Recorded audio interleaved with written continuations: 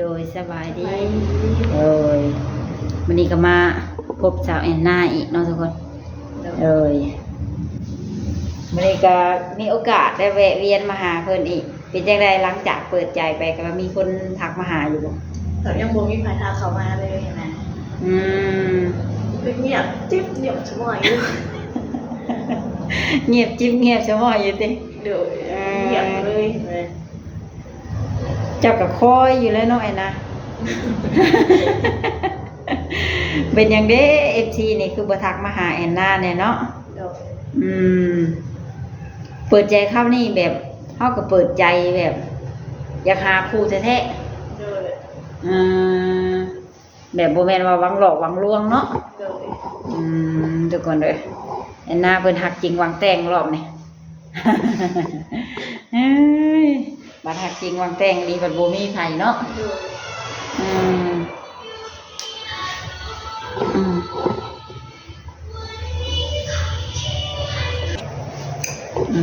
อันนาก็คอยอยู่แต่ได้สิอันนา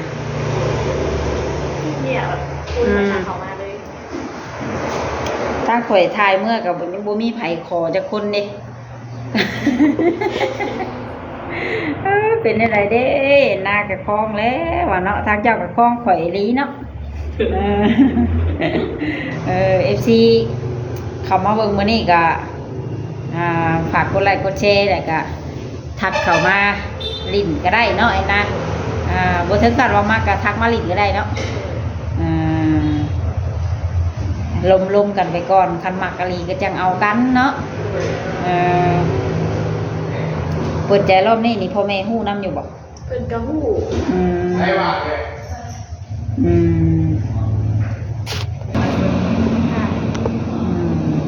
อันน่ะเอ้ยม่วนอยู่บ่ไอ้นะ อันหลังจากถ่ายคลิปนี่ก็ได้เมื่อลินอยู่บ้านอยู่บ่ยังบ่ได้อยากไปเฮ็ดเวียกตื่นนอนมาก็เปิดห้าง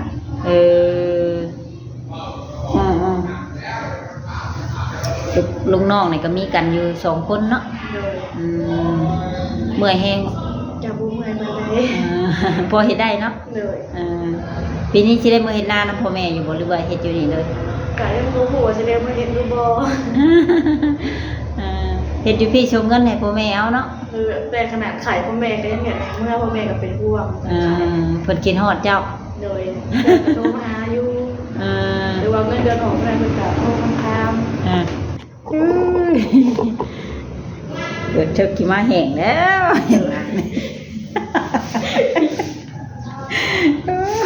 เนาะบ่อยนะทาง Facebook เจ้านี่ก็บ่มีคนทักมาหลินน้ำเจ้าแน่บ่มีทาง FC ผู้เก่าอันผู้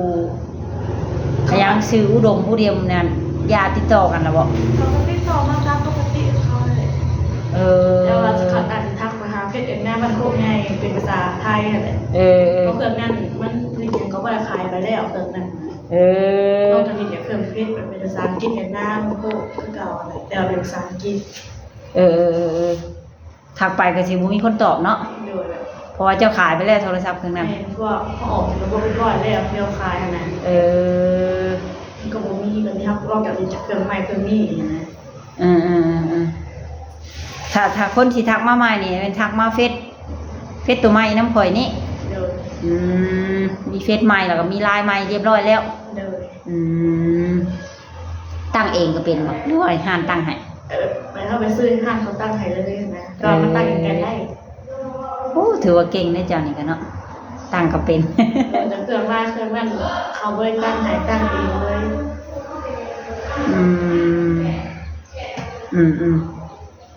ถ้าว่าเปิดใจรอบนี้นี่ถ้าว่ามีคนทักมานี่จะสิคบก็เพิ่นถึงบ่จังแต่งกันจังเอากันมันโดนอยู่มันจะสิว่าคบกับเพิ่นรวมกับว่ามาขออะไรก็สิคุยกันให้เข้าใจกันซะก่อนเนาะจังสิแต่งก็สิเป็นประมาณนั้นเนาะทุกคนแอนนาตอนนี้เจ้า20 ปีเต็มบ่โดยคนสงกรานต์จุดการปี20เลยอัดคลิปต่ออีกเนาะ ฮ้อนบ่หน้าจนเหลือมงงๆทับพัดลมกินข้าวแล้วบ่มันเป็นยังไงมีผู้ว่าทักมาดินน้ำลายอยู่บ่ ลายก่อนลาย ได้ตอบเพิ่นอยู่บ่ เวลาต่อทีงาน มีเวลาตอบว่างตอบตอนไหนจ้ะ เพื่อนอะลูกค้าภูเขาอะตอบได้แต่ลูกค้าตอบก็ได้ คือเลิกงานนี่ตีหนึ่งบ่ คือ เที่ยงคืนเพื่อเก็บห้านแล้วตีหนึ่งนอนมวนบ่ว่างแล้วเนาะ เดี๋ยวต้องไปว่าน อนบ่รับปานใด ไม่ได้ยินเสียง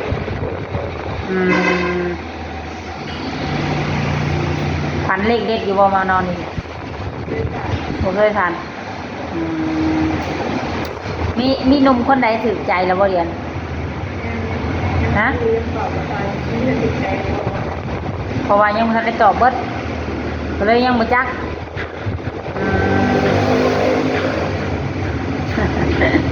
นี่บ่ผู้โทรกะ แต่ที่คนเดียวมีโรงงานรวมมากสองคน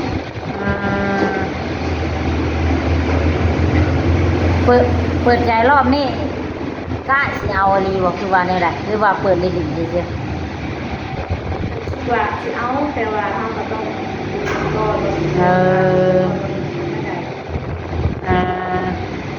คือว่าจะเอาอีหลีหากอยากเบิ่งก่อนเนาะ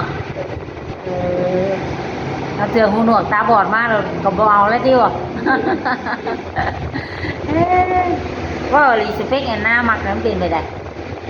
เราเลยตอบว่าต้องดูว่าเขาติดใจเราโม บ่จะมักนี่นะแบบสูงขาวแบบว่าหรือว่าเด้อไหน ใจก็ได้ที่เป็นคนตอบดูแลเขาได้ สรุปรวมแล้วแบบใดก็ได้ขอเพียงเพิ่นซัพพอร์ตแล้วก็ดูแลเจ้าได้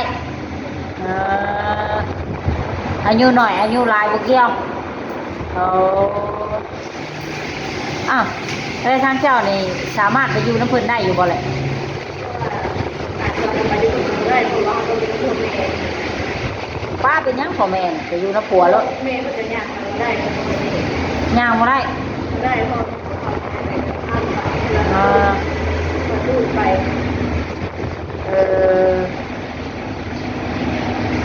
ตูดไปเอาแม่น่ะก็ทาดไปได้เข้ามาได้ บ่ไปห้องหมอบ่ได้ไข้แน่บ่ จะใช้เขายังดูหวยทุกอย่างแล้วดูที่อย่างงานจะรับตาไปดูแล้วเองถึงที่เรา บ่ได้ก็คนเคยเฮ็ดเวียกเนาะให้เราอยู่ซื่อๆบ่ได้ พักไปคุณนอกคนคนไทยฝากใหม่การหาหมอมันถามเสพก็ว่าคนไทยฝากใหม่ถามเสพ คนไทยฝากมาทางน้ำเจ้านี่ โกงฝากมาทางนอกไอ้นอกมันตัวจะเงินทำแบบมันตัวจะไปฐานเงินทอนนี่เพื่อเอาไปเซ็นให้เขามันก็ถามก่อนถ้าเราดูแล้วนี่กับป้าไอ้คือ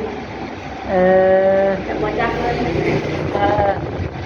เคยได้ใช้เงินแต่ดำเล็กดำหน่อยเนาะเงินใบใหญ่แล้วบ่จัก แต่ว่ามีคนปุ๊บมีคนเอาน้ำกัน ป้าชื่อ อะไรก็เอาน้ำ จังเลย ปีใหม่นี้มีหนุ่มๆยังมาลิ้นนี่สิต้อนรับเพิ่นอยู่บ่ ตอนทำเลย ต้อนรับว่าแท้บ่มาพามาแรงๆพบบ่ได้เด้ ว่าอีหลีได้นะมี FC เพิ่นอยากมาลิ้นมาหัวนํมาได้บ่ ตอนทำข้างหน้าเป็นอย่างนั้นได้ ห้านซุปเปอร์เจ้าขายนี่ช่วงปีใหม่นี่ปิดบ่ หาซื้อได้ปิดหา ปิดแน่ขายแน่บ่หรือว่านี่ใด ซื้อก็ได้ขายแน่แหละเขาลิงก์เขาซื้อก็ได้ขายไหม จะไปเล่นในเล่นขายแน่ดิบ่เอาเงินน้ำลูกค้าแล้วใช่ไหมเนาะ มื้อกินเมาม่วนแล้วว่าลืมฮอดเอาเงินน้ำลูกค้าแล้วติแอนนามีแผนสิไปเที่ยวใช้ปีใหม่ เดียวแม่ เอาซุยเคยไปแล้วบ่ เ บางเพื่อนไปแค่คือกินว่าเคยเป็นงานที่หันเรา อืม ตามไปไปเรียนปริญญาเลย อืมตั้งแต่เกิดเป็นคนมานี่เคยไปหลีดสงกรานต์อยู่ใช้ไก่ชุด เพื่อนไกลเพื่อนเพื่อนอยู่บ้านกับติดอยู่บ้าน มีแต่เปิดตู้แล้วก็เต้นนั่นแถวบ้านเขาบ่เคยไปเที่ยวไก่เนาะพอบ่ได้ถามว่ามี FC มาหลีดโชคปีใหม่สิพามาหลีดน้ำเจ้า กินเบียร์บ่ได้อยู่บ่ เรียนกับห้องกินได้บ่ลาย เมาบ่ โอ้ยเราบ้าห้องกินบ่ได้ช่วงค่ะนี่บ่ได้ค่ะไปหาหมอแม่หมอก็ได้หน่อยแต่หนักสุดที่ลูกค้าต้องจบ เมา โอ้ยเราเมา วินหัวกระเพาะขึ้น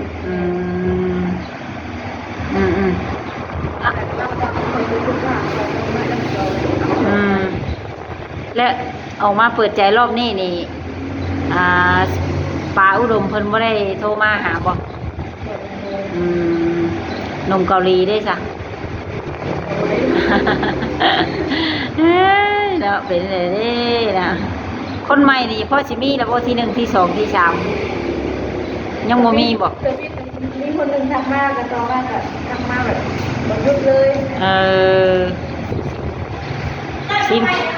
ซิมซื่อๆเนาะห้ามกินนะแต่สรุปก็คือยังนุ่มๆที่เขามาหลังก็ยังมีสิทธิ์เนาะเพราะว่าแอนนาเพิ่นยังบ่ทันปิดใจอยู่บ่เนี่ยแล้วก็ยังบ่มีไผถูกใจ เนื่องจากว่ายังบ่มีเวลาโอ้ล้มหลายบ่คนทักมานี่กลัวบ่20 คน5-6 คนเลิกงานเลยโทรกลับเบิ่งโลดจ้ะ เจองานมันจะเป็นนอก เพื่ออาบน้ำอาบในติปี12นี่เขาแบบทุกวันแล้วที่อาบน้ำเลยแล้วเป็นหนักคนนั้นค่ะ แอนนานอนห้องคนเดียวอ่ะนอนกับพนักงานคือกันนี่ส่วนพ่อหน้าเพิ่นเลยนอนกับน้องเพิ่นบอกเป็น3 ห้องนอนพี่ถึง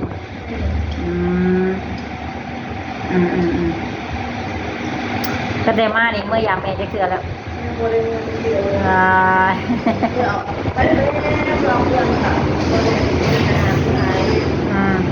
บุญบังไฟบ้านเฮานี่สิเมื่อยอยู่บ่บ้านเฮามีบุญบังไฟได้ดีเราสิเป็นยังเรามื้อลิ้นกลางคืนเนาะฟังเบิ่งติคันเจ้เพิ่นหยุดห้านให้เนาะ